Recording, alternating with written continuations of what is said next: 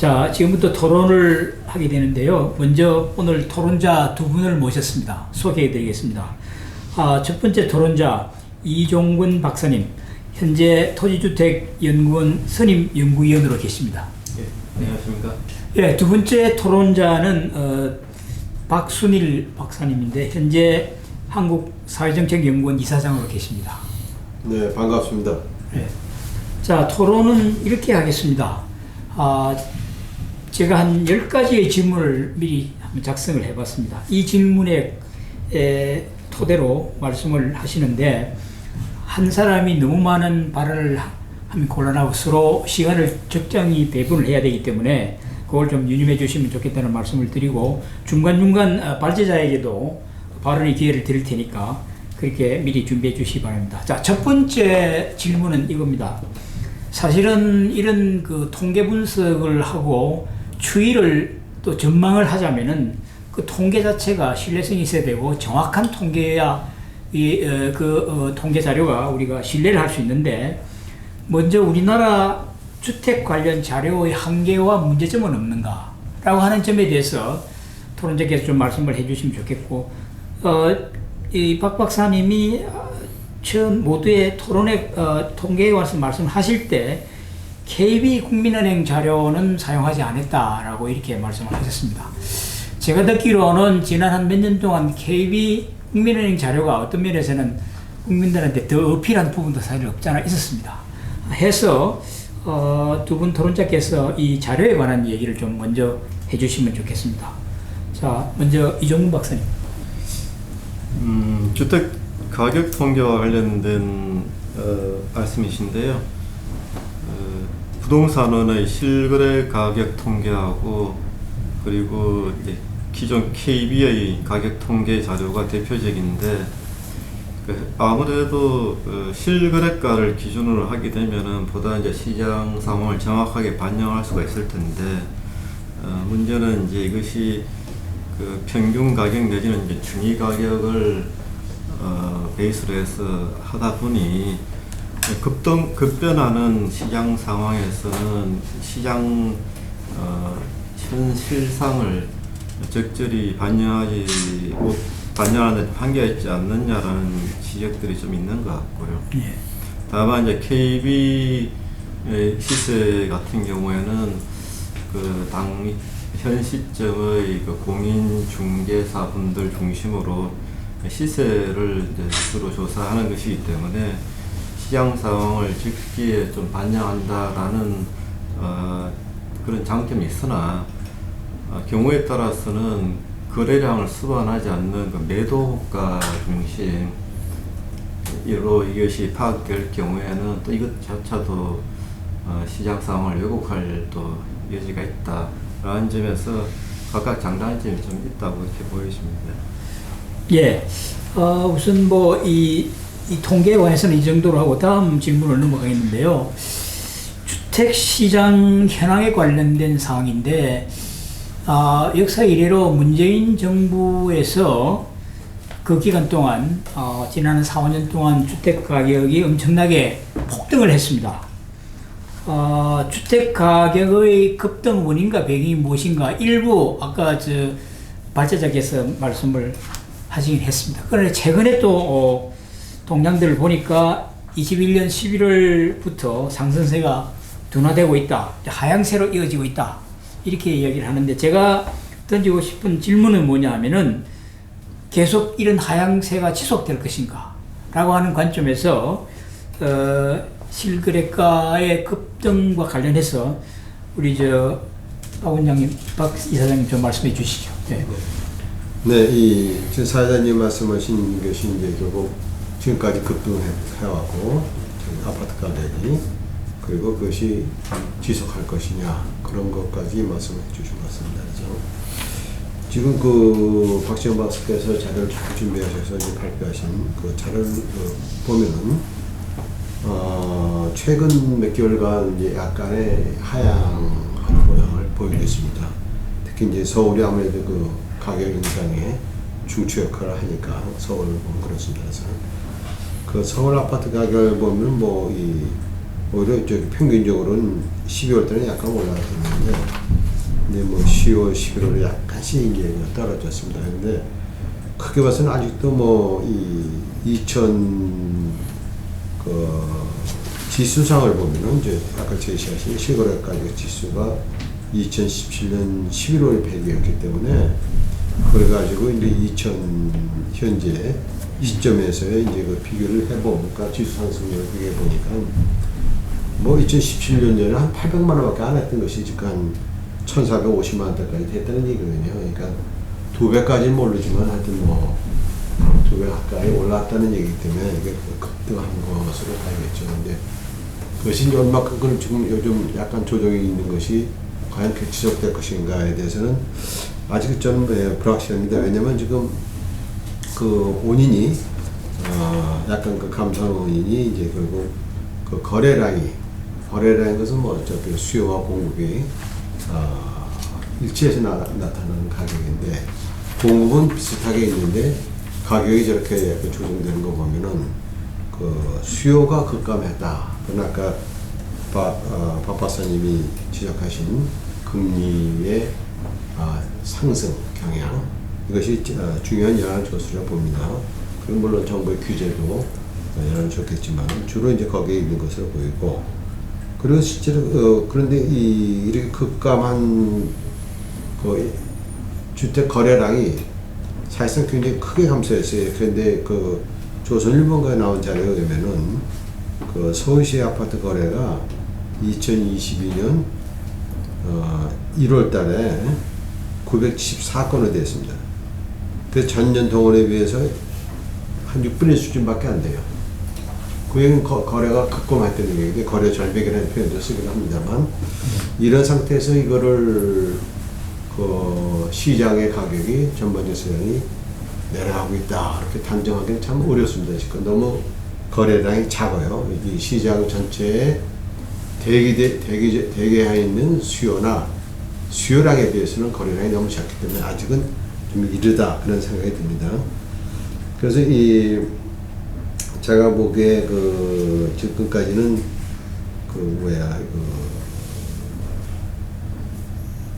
하여튼 정상적인 가격 움직임은 볼 수 없는데 그럼 앞으로는 어떻게 될 것이냐 이거에 대해서는 여러 가지 요인에 의해서 이렇게 전망이 저는 불확실하다고 봅니다. 지금은 물론 급격하게 상승하는 일은 없겠죠. 아까 지적하신 바와 같지만 그것이 하향세가 언제까지 갈 거냐에 대해서는 아직 이제 저는 판단하기 이르다. 예를 들어서 지금 아직 이 서울시의 경우에 자가 보유율이 뭐 50% 정도밖에 안 되지 않습니까?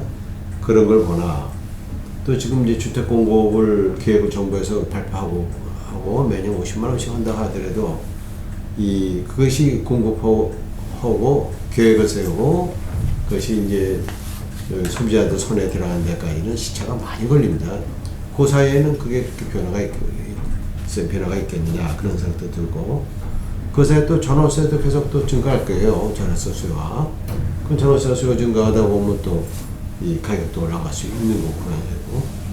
또 지금 뭐 유동성이 지금 1기, 3기 거기에서도 뭐 몇십 종이 또 풀린다는데 그 유동성들이 또 어디로 갈 것이냐 지금은 그런 문제가 있고 또 금리가 지금 계속 정부가 올린다 하지만은 그 한계가 있을 거예요. 아마 우리나라 주택 시장 금리하고 일반 시장 금리가 거의 같이 움직이잖아요, 지금. 그런 상태에서는 우리나라의 그 경제에 특히 코로나 이후의 경제를 살리기 위해서도 금리를 과도하게 올릴 수는 없을 겁니다. 그래서 그 인상에다 한계가 있을 거고 또 이제 정권이 바뀔 가능성이 있기 때문에 정권 이동기라 봐야겠죠, 지금. 그런 상황에서 대기 수요가 언제 폭발할지도 모르는 거고 이런 등등 요인을 생각하면 그렇게 낙관적으로 우리가 이런 하향세가 계속될 것이냐에 대해서는 아직 저는 뭐 판단하기 이르다고 봅니다. 예, 이 하향세가 계속될 것인가에 대해서는 여러 가지 변수를 생각해 보자 고려해야 된다는 그런 말씀입니다.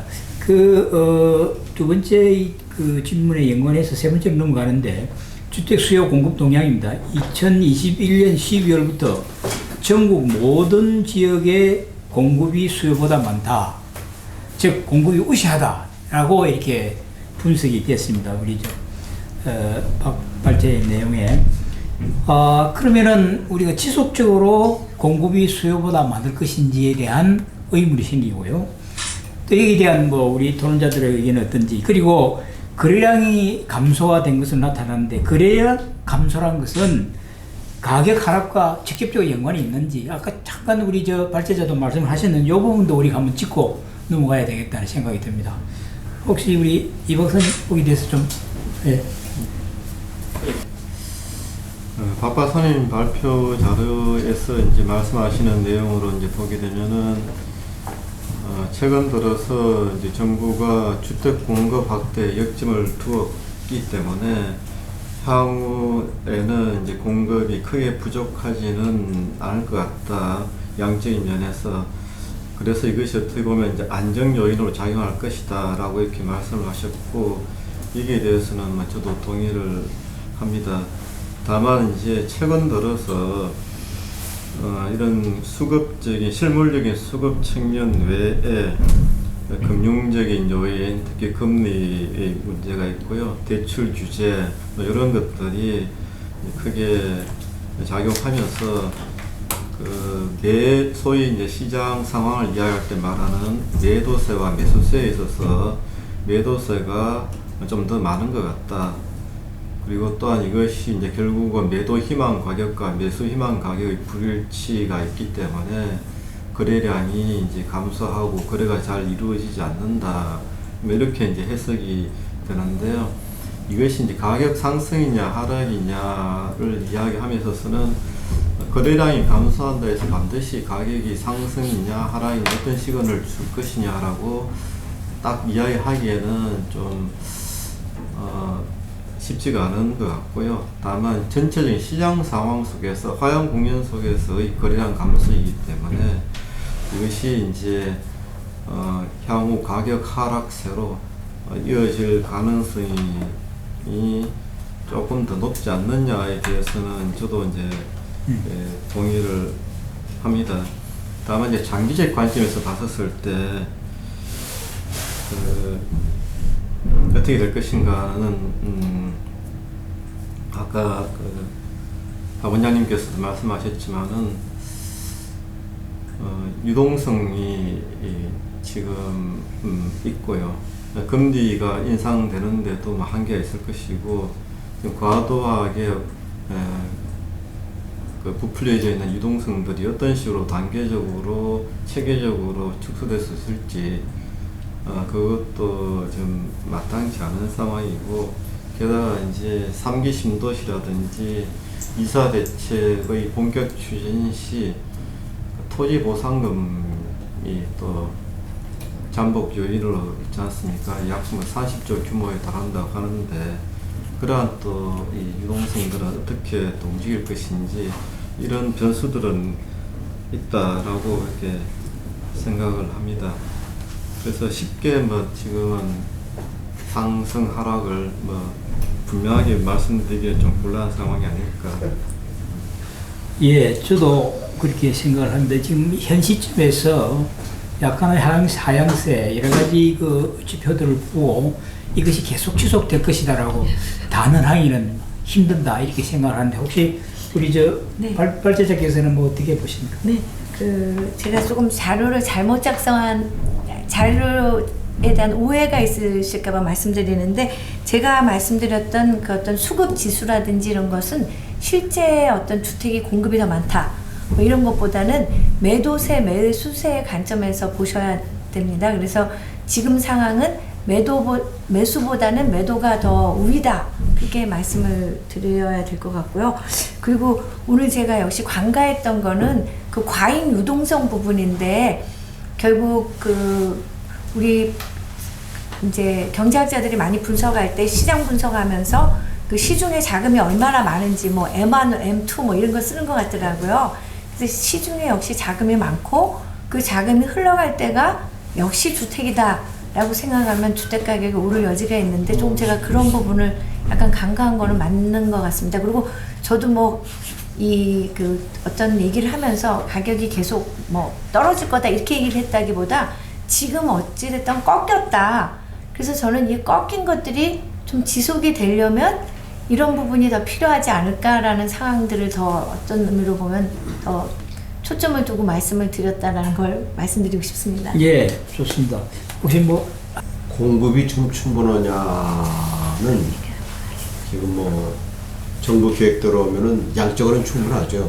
다만 아까 말씀드렸지 그건 계획이죠. 계획이고 앞으로 계속 그게 그 속도 수요 속도에 맞게끔 그게 공급이 돼줄 것이냐 그런 시차의 문제가 여기서 분명히 있을 거고 또 하나는 이 구조적으로 어떤 지금 박 박사님 제시한 자료가 어떻게 된지 모르겠는데 보면은 대부분이 아파트보다는 어떤 경우는 공동주택이 되는 게 뭐 다가구 주택이나 이런 등등에 많이 공급되는 것 같아요. 그럼 그게 과연 이 수요 구조하고 공급 구조가 맞는 거냐? 그런 것을 생각할 때 그게 공급이 이 수요에 맞춰서 잘 돌아갈 거냐? 거기에 대해서는 의문이 있고요. 또 하나는 거래량과 가격 얘기인데 거래량은 수요와 공급이 일치한 것이 거래량이에요. 그러니까는 그것이 가격은 아까 얘기했지 매매 지수가 이제 100 이하로 떨어지면 수요가 조금 이제 많다는 얘기입니다. 상대적으로. 그런 가격에 영향을 좀 줄 수 있을 거예요. 수요가 작다는 건가요? 그러니까 영향을 줄 수 있을 거예요. 그러니까 수요가 요즘 시기에는 이제 수요가 급감했으니까 공급은 그대로 있는데 수요가 급감하니까는 이제 약간 조정하는 하향 조정하는 게 있는 거죠. 그러니까 거래량하고 무슨 가격하고 직접 연결하는 것은 그 맞지 그렇게 정확하지 것 같지는 않습니다. 예, 뭐 발제자 혹시 하신 말씀? 네, 그 조금 전에 이제 그 새로운 정부가 집권하면 이제 공급을 어떻게 하겠다는 걸 두 후보자 공약에서 봤는데 사실 그분들은 정말 말씀마다나 계획입니다. 그래서 그 계획은 이제 나중에 또 다시 직접적인 어떤 주택이 준공되고 그래서 재고로 이제 증가할 때 실제 영향을 미치는 거 그거 맞는 말씀이십니다. 근데 제가 지금 공급의 여력이 있고 실제로 어떤 준공되는 주택이 늘어날 거라고 하는 것은 또 참여정부에서도 열심히 집 많이 짓겠다고 했거든요. 근데 그 집들이 짓겠다고 말했지만 실제 시장에는 공급이 안 된 것 또한 또 사실이거든요.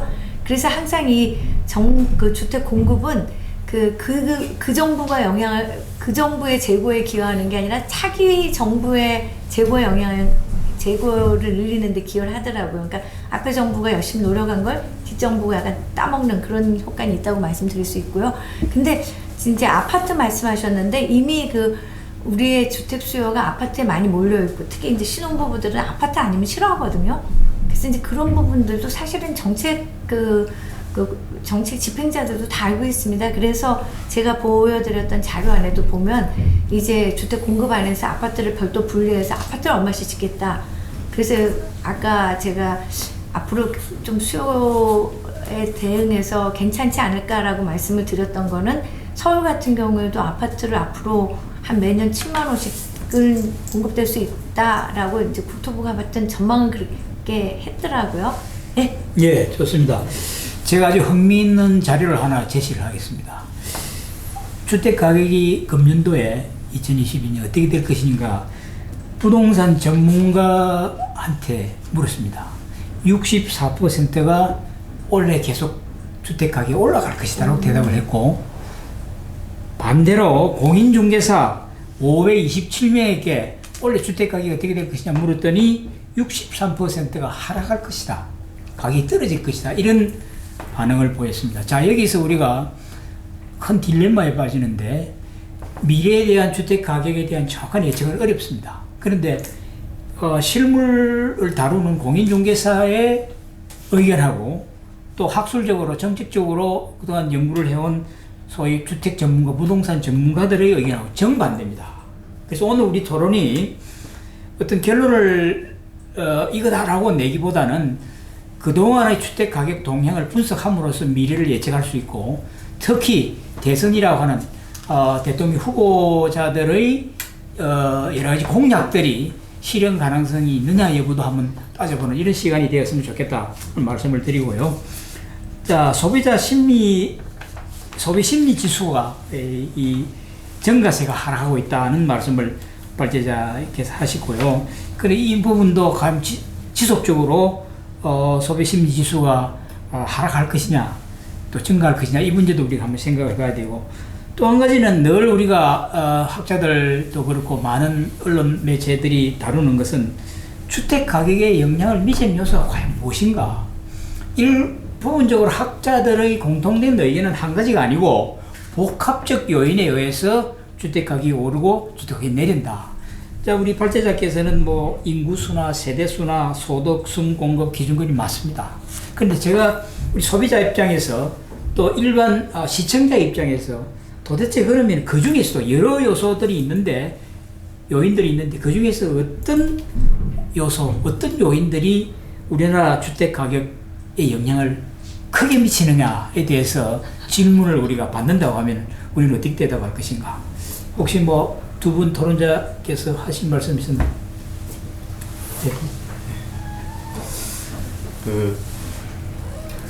쉽지 않은 문제인데요. 네.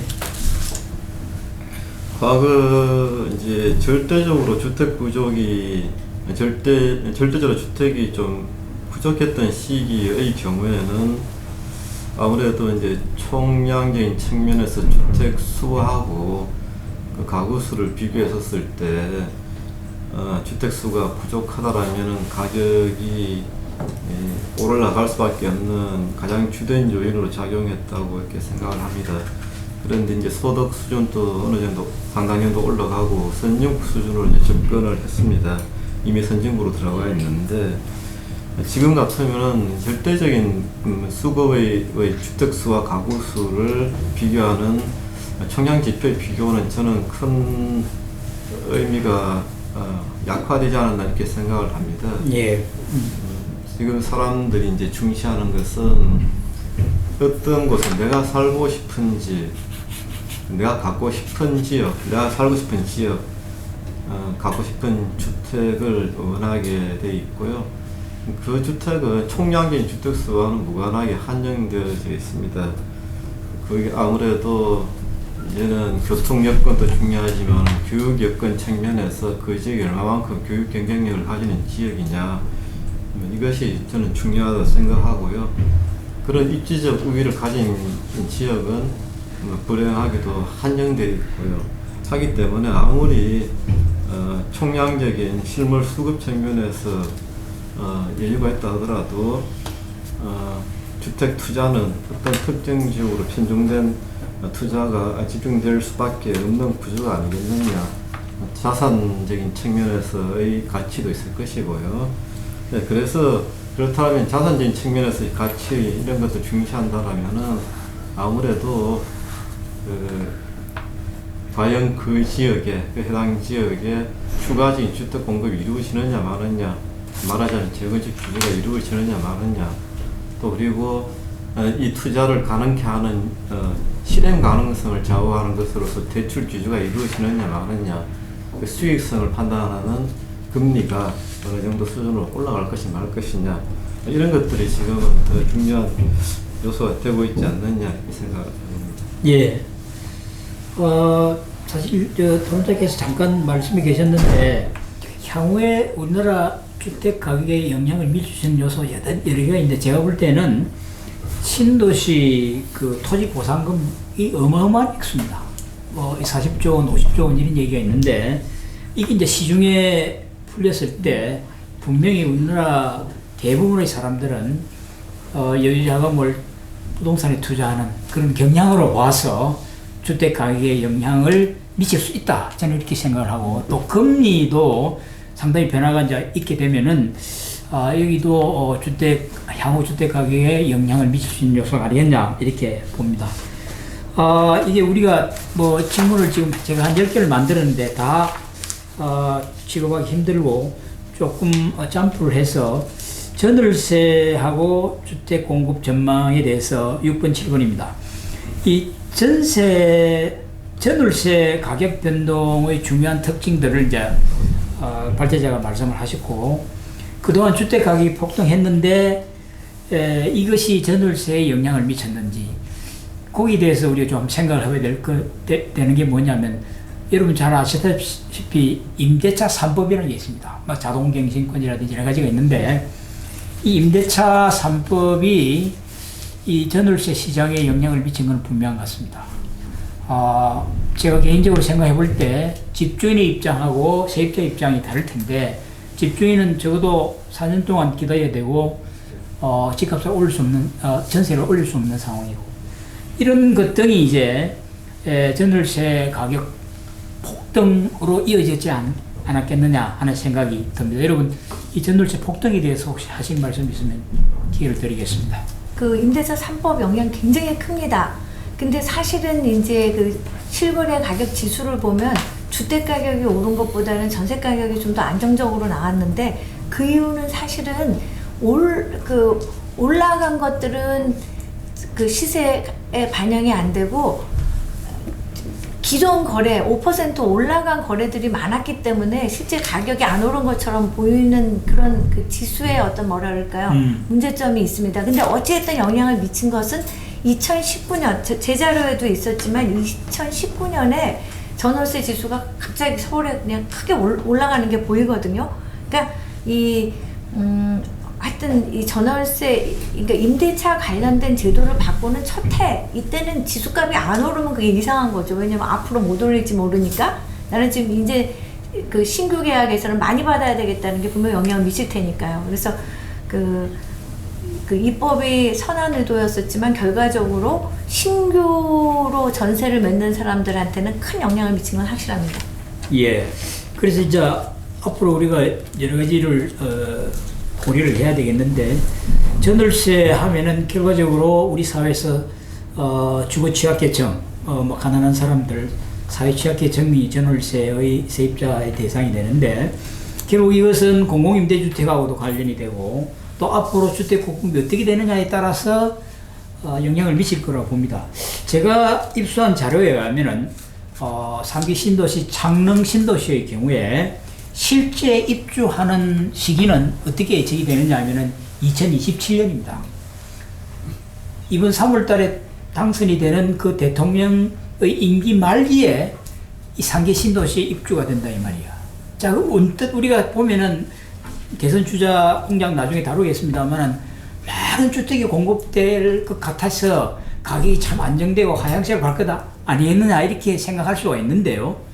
실제로 보면은 창릉 신도시의 경우는 27년 돼야 입주가 가능하다 하니까 나머지 신도시들도 뭐 1, 2년 내에 될 건 거의 불가능하다고 보상해야 되죠.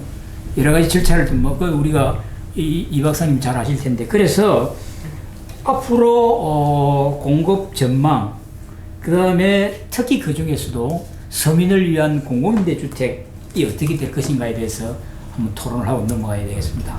누구 먼저 하시겠습니까? 이 박사님, 뭐 공공. 네. 향후 이제 주택 공급 계획이 지속적으로 안정적으로 이제 추진되어야 될 텐데요. 이제 과거 조금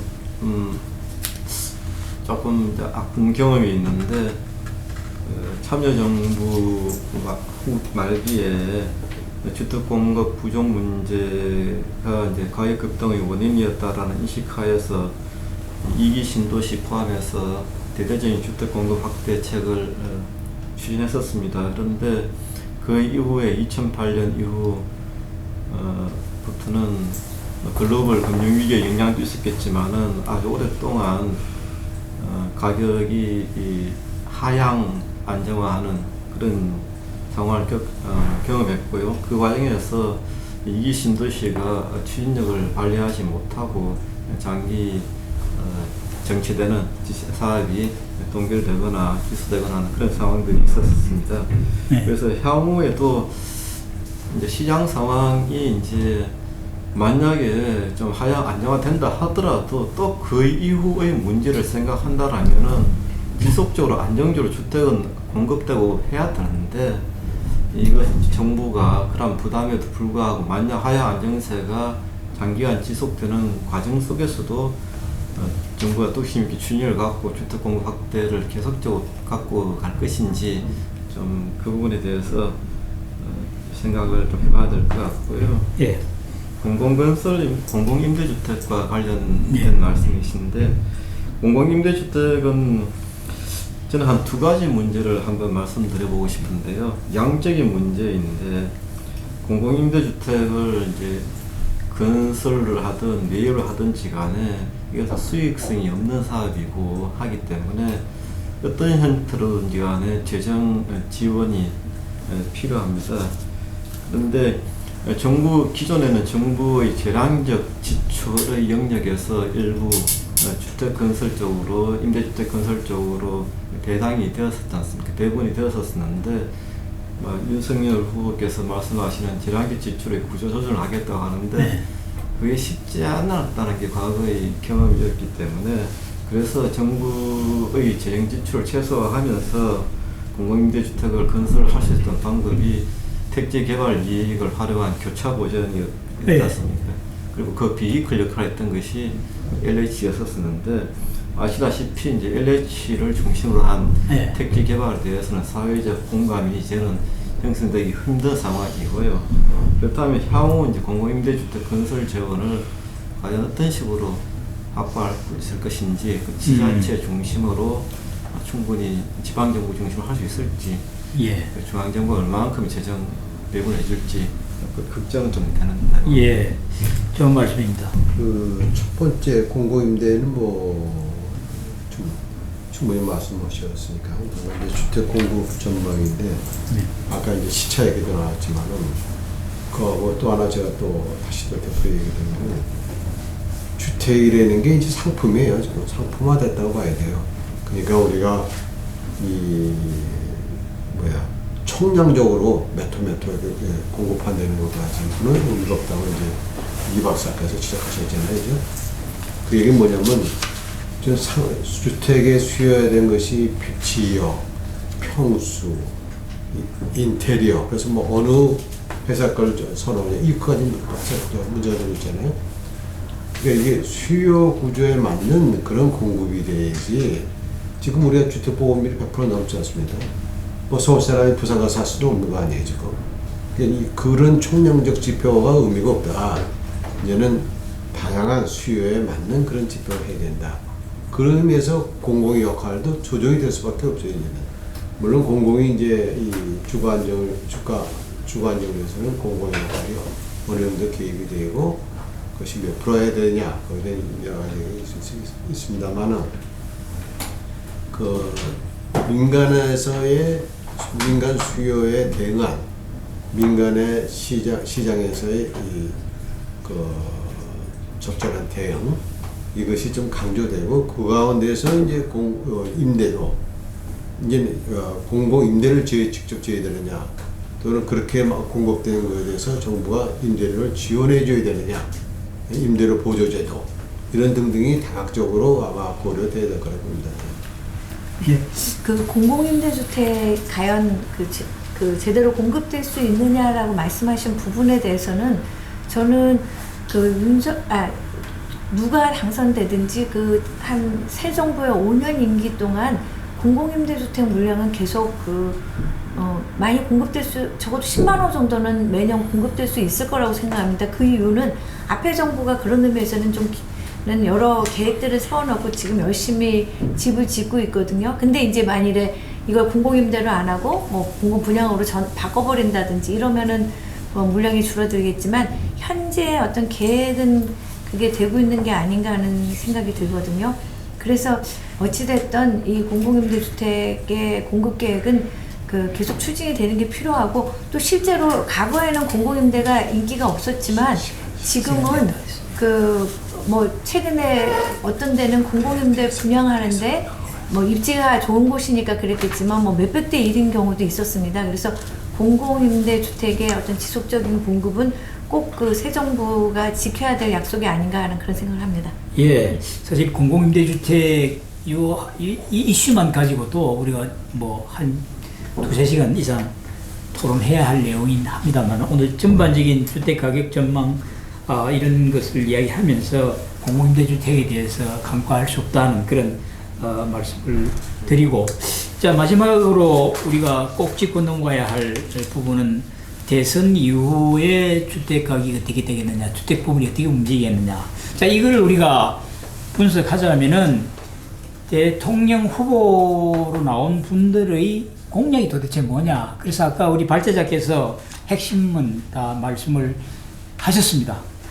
그런데 두 후보, 특히 이재명 후보하고 윤석열 후보 그 양대 정당의 그 공약들이 제가 보기에는 굉장히 부풀려져 있는 것 같은 기분이 듭니다. 즉 다른 말로 표현하면 현실성이 실현 가능성이 있느냐 없느냐 라고 하는 부분에 대해서 우리가 심각하게 따져볼 측면이 충분히 있다.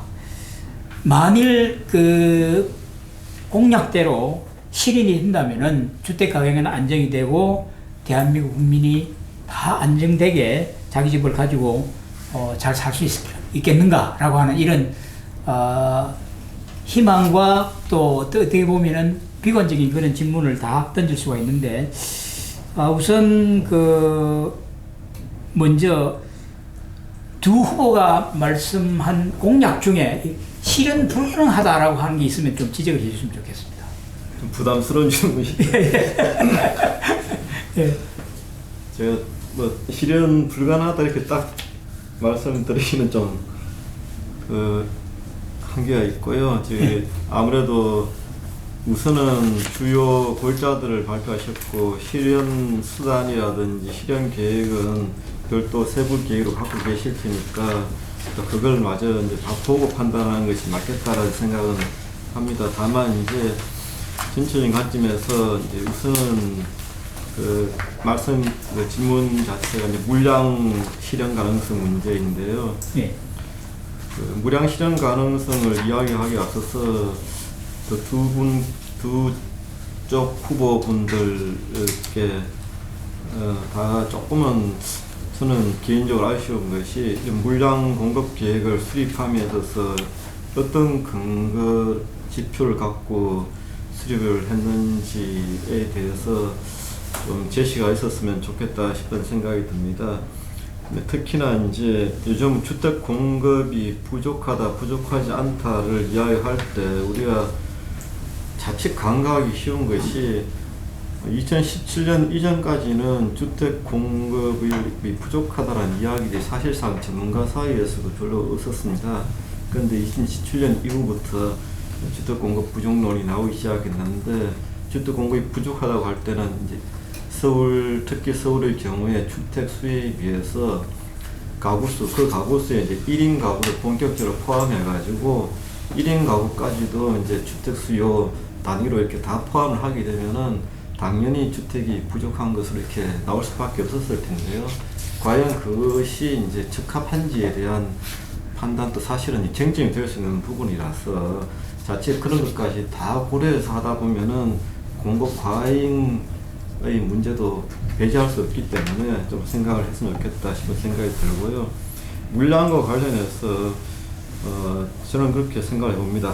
세세히 따져서 가능성이 있다 없다를 따지기 앞서서 현재 그 수도권 전국적인 주택 공급 역량은 우리가 택지 제약이라든지 건설 역량을 고려할 때 전국적으로 연간 한 50만 호, 수도권 30만 호, 서울 한 10만 호 정도를 우리가 한계점으로 우선은 좀 봐야 되지 않느냐 이런 생각을 해보고 있고요. 그리고 이제 물론 전체적인 홀을 카운트함에 있어서 기존 공적인 문재인 정부에서 추진했던 100만 호 공공주택 추진 계획에서도 반드시 독립적인 호 단위로만 보지 않고 공유주택 같은 것들 감안해서 실 단위로도 단위를 또 판탄 적이 있었기 때문에 이재명 후보 같은 경우에 다소 좀 제가 봐도 물량 부담이 있어 보입니다만은 이것이 반드시 호 단위인지 또는 공유주택이라든지 다양한 주택 유형을 고려한 또 단위 개념인지는 좀 더 두고 봐야 될 것 같다. 이런 생각을 일단 예. 사실 이 대선 후보들의 공약을 이야기하자면은 여러 가지 우리가 따져봐야 될 부분이 있는데 저는 아까 말씀드렸습니다만 구체성이 결여되어 있다. 예를 들어서 뭐 어떤 면에서 그렇게 보느냐. 재원 조달이 뭐 정확하지 않습니다. 그 다음에 사실 이거 주택이라고 하는 것은 1차적인 정책의 대상은 최저주거 기준 이하에 사는 우리 사회에서 가장 가난한 주거 빈곤층입니다. 그런 구체적인 대상을 얘기를 하기보다 어떻게 보면 두루뭉실하게 물량만 이렇게 제시하는 이런 형태가 되기 때문에 국민의 입장에서, 소비자 입장에서, 또 이 분야를 연구하는 학자 입장에서 보면은 조금 좀 정교하지 못하다 하는 이런 말씀을 드릴 수가 있습니다. 자, 시간 관계상 이 대선 공약에 대해서는 좀 나중에 한 번 더 우리가 논의할 수 있으면 좋겠다는 생각이 들고, 또 여기에 대해서 우리 박순일 이사장님 좀 말씀을 해주시면 좋겠습니다. 예. 네, 박신원 박사께서 이거 상당히 구체적으로 잘 대선 공약을 이렇게 정리하셨더라고요. 그래서 그걸 본 느낌이, 그래서 크게는 여당 후보는 공공이 주택 공급을 선도해야 된다는 생각을 갖고 있는 것 같고, 그리고 이 야당 후보는 이 민간이 주도해야겠다. 그러니까 지금 공공주택과 관련된 건 약 40%더라고 250만 원에서. 그래서 약간 둘 사이에 이 주택에 대한 철학의 차이가 있다. 그런 생각이 들었어요. 근데 그럼 이제 공공의 역할이 어디까지 해야 되느냐, 그런 것이 이제 결정이 돼야 될 것 같아요. 과연 여당 후보 같이 모든 걸 다 공공으로 끌어갈 때 발생하는 지금 우리 대장동에서도 알고 있었습니다만 그런 우려가 없는 건지 좀 걱정스러운 데가 있어요. 그러니까 지금 아까도 말씀드렸지만 주택이라는 것이 이제 상품화되어 있는 상태에서 공공이 모든 걸 다 하겠다는 것은 굉장히 또 이 구조적인 불균형을 일으킬 수가 있거든요. 이게 그런 문제를 고려한다면 또 공공이 많이 개입되면 아무래도 그 비리도 많이 나올 수 있고 이래서 LH공사 지금 구상하고 있는 거 아니에요? 근데 그거를 공공 주도로 해야 되느냐, 그런 느낌을 받았습니다 지금. 그래서 상당히 어떻게 보면 걱정스럽다는 생각이 들고, 그리고 이 야당 후보가 이제 그 자유시장 경제 쪽으로 좀 많이 이제 이렇게 언급을 해왔고, 또 그런 정신을 얻어 집어넣긴 했습니다. 근데 과연 그 상태에서 아까 우리 사회자님이 말씀하신 공공 역할에 대해서는 뭐 어떤 건가? 여기서 이제 지금 보면은 40%니까 한 100만 원 정도를 공공이 이제 개입을 직접 공급하든 또 개입을 하든 이렇게 해서 되어 있는데, 그러면 그것이 과연 타겟이 어디냐? 그래서 이제 공공의 역할이 뭐냐? 공공의 역할은 시장을 보조하는 쪽으로 가야지, 주택이라 해서 시장이 아닌 그냥 민간이 공공 업무로 생각해서는 안 된다. 그러면서 이제 주택 공공이 어떤 역할을 해야 되는데, 그 100만 원이라는 것이 과연 아까 말씀하신 주거 빈곤층이라든지 또 구매력이 적은 그런 수요, 저소득층 이런 사람들에 대한 대상화하는 거냐? 100만 원가 상당히 많은 거죠. 그렇게 되면 많은 거죠. 그러니까는 그런 등등도 좀 생각해 볼 일이고, 그러니까 이제는 뭐 주택도 정부가 너무 개입해서 하려는 것은 나는 바람직하다고 보지 않습니다. 지금 시기가 어느 시기인데 지금 아직도 그렇게 하는 건지. 그래서 이런 토론에도 사실 어떻게 보면 너무 우리가 나가고 있는지도 모릅니다. 그래서 하여튼 양 후보 간에 그 실현 가능성은 저는 잘 모르겠습니다만은, 그런 기본적으로 국민들한테 제시되는 주택 철학에 대해서 뭔가 큰 그림이 우선 그려지고, 그런 구체적인 내용이 들어와야지 이게 어떻게 보면 표를 얻기 위해서 이렇게 이것저것 갖다 올려놓으니까 이게 좀 뭐가 딱 와닿지 않는다 그런 느낌을 갖고 있습니다.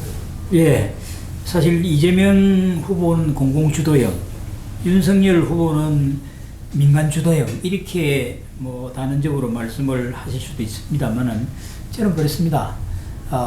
이 민간과 공공의 적정한 역할 분담이 없이는 어느 한쪽만 치우쳐서는 어렵다라고 하는 이런 생각을 하면서 이제 마무리를 짓겠습니다. 오늘 발제자, 토론자 두 분, 저를 포함해서 네 사람이 우리가 이런 얘기를 했는데 마지막으로 꼭 이건 좀 우리가 언급을 하고 지나가야 되겠다 하는 걸 한 1분 정도 간단히 기회를 드리고 마무리를 짓겠습니다. 먼저 발제자. 네. 예. 저는 사실 우리나라 공공부분이 저도 공공부분 출신이었습니다만은 이 주택시장에서 조금 발을 빼는 게 오히려 주택가격도 안정적이 되지 않을까 하는 생각을 합니다. 왜냐하면 아까 그 과잉 유동성, 그러니까 시중에 자금이 많이 풀리는 거 얘기를 한 거는 결국 공공토지보상, 그 택지개발 사업이 주범이거든요. 그래서 만약에 그런 걸 안 하면 이젠 주택의 양적 부족 문제라든지 이런 건 다소 해결이 되어 있기 때문에 그런 그 대규모 택지개발식 사고 방식은 좀 지양해야 되겠다라는 게 굉장히 중요하다고 생각하고요. 그다음에 제가 한 가지 잠깐 설명을 잘못한 게 있는데 공공임대를 말씀드리면서 그냥 정부가 짓는 그런 공공임대주택만 말씀을 드렸는데 사실은 재개발 재건축을 하면서도 그 예를 들어서 늘어나는 용적률의 뭐 20%를 임대주택을 지어라. 아니면 재개발 같은 경우에는 늘어나는 세대수의 서울 같은 경우에 최대 20%를 임대주택으로 짓도록 하고 있거든요. 그래서 저는 사실 그런 식의 규제가 오히려 소셜 믹스도 되고 그리고 더 좋은 입지에 정말 양질의 임대주택을 제공하는 거라고 생각하기 때문에 정부가 그리고 가난한 사람들보다 원주민을 위하면서 결과적으로는 또 어떤 의미로 보면 중간 하위층도 임대주택에 들어갈 수 있어서 좀 그 택지개발 방식의 임대주택이 아니라 그런 틈새에서 뭐 니체라는 말도 쓰죠. 니체 시장이라고. 그래서 더 수요에 대응하는 그런 임대주택을 공급하는 게 더 중요하지 않을까 하는 생각을 했습니다. 예, 감사합니다. 다음에는 이 박사님. 예. 요 정책 공약과 관련, 대선 공약과 관련해 가지고 몇 가지 한 가지만 말씀을 좀 제 개인적 소견을 덧붙인다라면은 예. 여기서 뭐 혹시 이제 요 공약을 보시는 분들의 이해의 편의를 위해서라도 좀 말씀을 드린다면은 공공임대주택 공공 목표는 제가 볼 때는 별 차별성을 갖지를 못하고 있습니다. 예. 현재 한쪽에서는 10% 목표로 한다. 이거 한쪽은 50만 원 추가 공급인데 수렴될 것 같습니다. 이거는 현재 수준이 약 150만 원 정도 바꿨다 보면은 향후 50만 원 더 공급하면 10% 정도 가기 때문에 예. 거의 뭐 비슷한 차별성이 크지 않다는 생각을 하고요.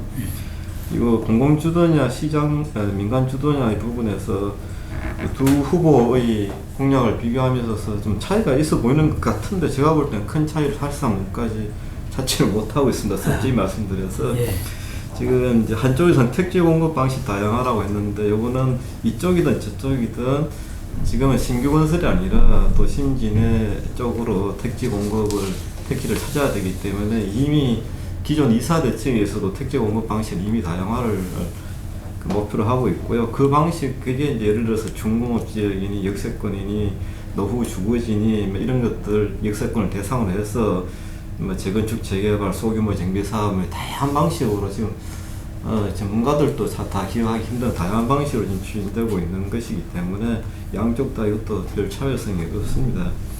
주택 유형에서도 호수의 차이는 있을지 몰라도 사실은 차이는 저는 없어 보입니다.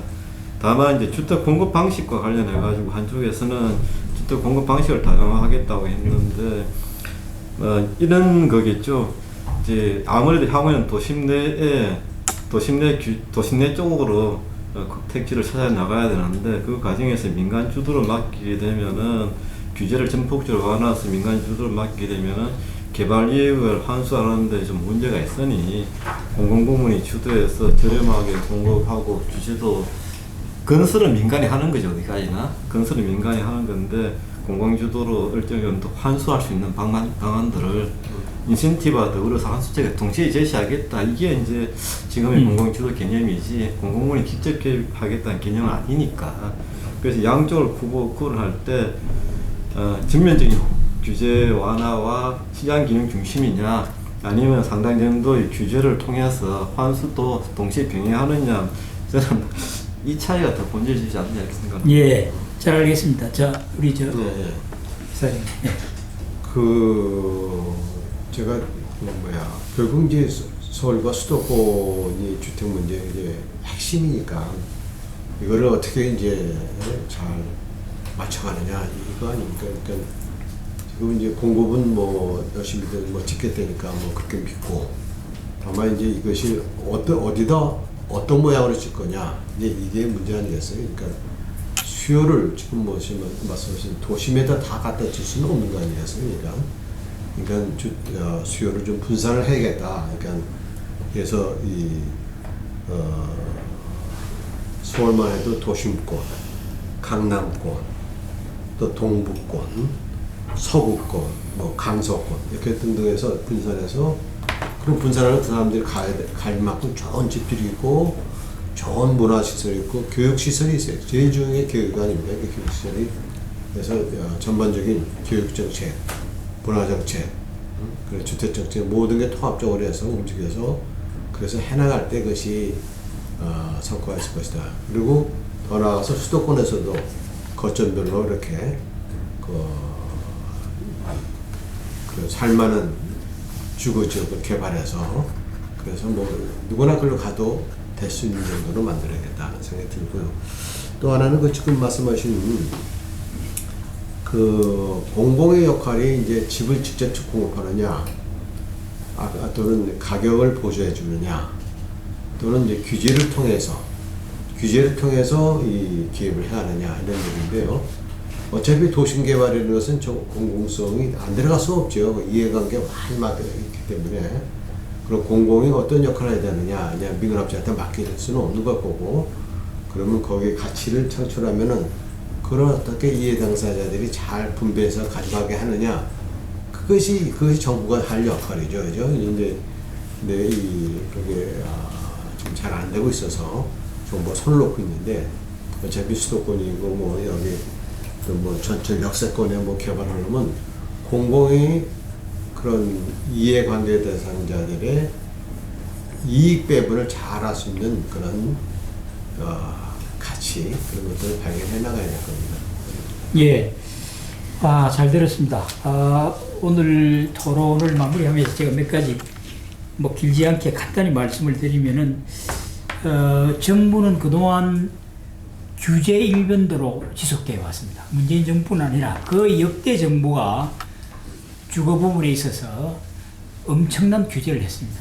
규제 만능주의, 규제 일변도, 규제만 그렇게 많이 했는데도 불구하고 여전히 주택 가격은 폭등이고 또 많은 서민들은 주거 불안정에 시달리고 있습니다. 그래서 과연 규제라고 하는 것이 어느 정도 얼마만큼 해야 되느냐라고 하는 것에 대해서 새 정부는 좀 생각을 하고 깊이 있게 고려해서 정책적으로 담아내야 되겠다는 생각이 들고, 또 우리 국민 개개인의 입장에서 보면은 주택을 보는 시각이 사용자 가치보다는 소유 가치에 더 무게를 두어서 재산 정식의 수단으로 이미 변해버렸습니다. 주택이라고 하는 것이. 자, 이것도 우리 국민이 인식의 전환을 할 때가 되지 않았나 하는 생각을 하면서, 차기 정부에서는 주택이 좀 더 많이 공급되고 주거빈곤층이 주거 불안에서 벗어날 수 있는 이런 정책들이 나와서 좀 살기 좋은 나라, 모든 국민이 주거 안정을 누렸으면 좋겠다는 그런 희망을 말씀드리면서, 오늘